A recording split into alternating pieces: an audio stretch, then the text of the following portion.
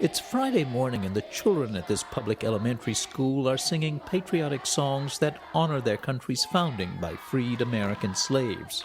And as the U.S.-inspired flag is being raised, so too are hopes about how public education can be quickly and dramatically improved. These students are part of a grand experiment to see if a private, for-profit U.S.-based company can turn things around in a nation utterly destroyed by a 14-year-long civil war and a recent battle with Ebola. The president of Liberia has called the country's education system a mess. What did she mean? Consider this statistic. In 2013, not one of 25,000 high school graduates in this country managed to pass the college entrance exam for the University of Liberia. The experiment was designed by Education Minister George Warner, who took office 15 months ago, hired by the president, he says, to act quickly. If we stayed the course, followed the traditional way of doing things, we would not catch up with our neighboring counterparts. Warner had been impressed during a visit to Kenya, where the U.S. company Bridge International Academies operates more than 350 private schools. In Liberia, where average annual household income is less than $500, Warner knew most families could not afford the monthly $6 fee that Bridge charges per child in those other countries. But he had an idea. What if we had a hybrid of public and private? There are certain things that the private sector does better than the public sector. Government can come up with the policies, but management systems and service delivery, often the private sector does better than government. Warner hired 7 private organizations to run a total of 94 primary schools. Bridge, the only for-profit, runs 24 of them. Josh Nathan is the company's academic director. What the government has done in Liberia, I think, is quite courageous. They have said, we're struggling with providing this basic right to children. And so what we want to do is look around, look inside Liberia and look outside Liberia at other people who are succeeding at providing children with an excellent education. The government agreed to pay the companies directly so education remains free for families. The companies also provide uniforms, which are required at public schools and whose cost often keep many from attending. When we visited the Bridge School in Kendaja, the semester was only 2 weeks underway and many of the uniforms had not yet arrived. Today is a wonderful day for us. Still, Principal Magdalene Brown said the improvements were already very apparent. For one, there's a much longer school day.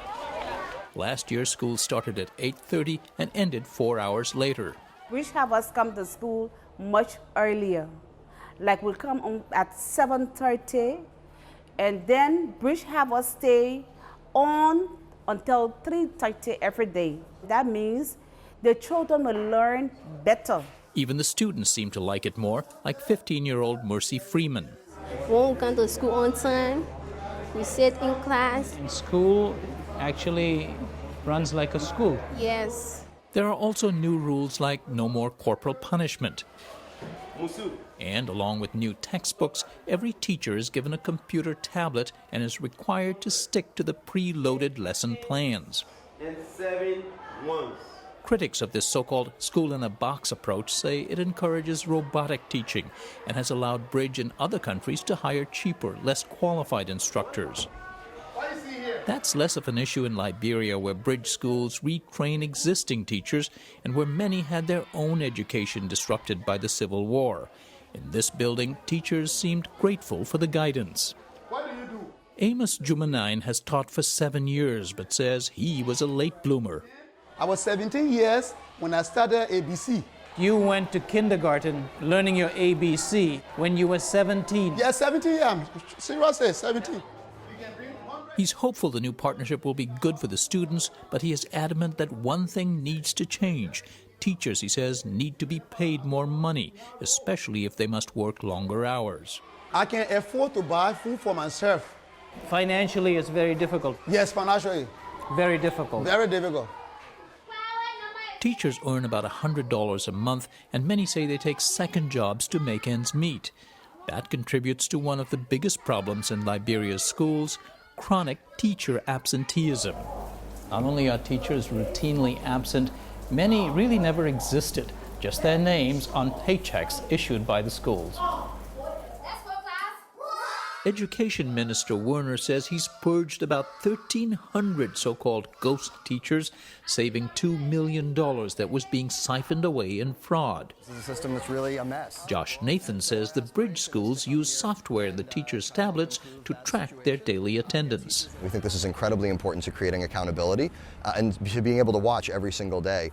Where are our teachers? Are they where they need to be? For their part, the teachers' union is strongly opposed to the partnership program. It points out that these new schools have smaller class size, around 45 to 55 pupils, and receive about $10 to $15 more per student than regular public schools.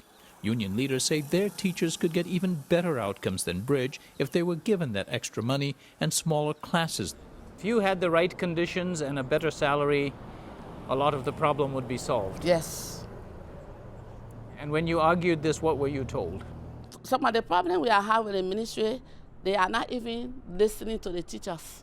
Mary Mulbaugh blames corruption at the ministry for hiring those ghost teachers and alleges the ministry is using its purges to target union activists. Emmanuel Morris, who was in a government program to train and hire new teachers, says his name was deleted. Are you a ghost? I'm not a ghost, and I can prove that. They are calling you a ghost. That's what they're saying. And you're not a ghost. I'm not a ghost. Union leaders also question whether such programs could be scaled up to serve the 2,750 elementary schools across the country. Minister Werner knows there are risks, but says the government has a moral obligation to take drastic measures. It's not a panacea, and it may just not work. But we should not just fold our arms and do nothing. 61-year-old Marie Janes couldn't agree more. She herself had to drop out of school in 4th grade. She now sells water on the side of the road to support her 3 grandchildren, their parents killed in the Civil War. Janes is convinced the new school will help her grandchildren live a better life than she's had. What do you think your children's lives will be when they become 18 compared to yours? What I hope for them is to go far in school, for them to know the importance of school. The first of 3 generations in her family that might enjoy the privilege of at least a primary school education. For Religion and Ethics News Weekly, this is Fred de Sam Lazaro in Kendaja, Liberia.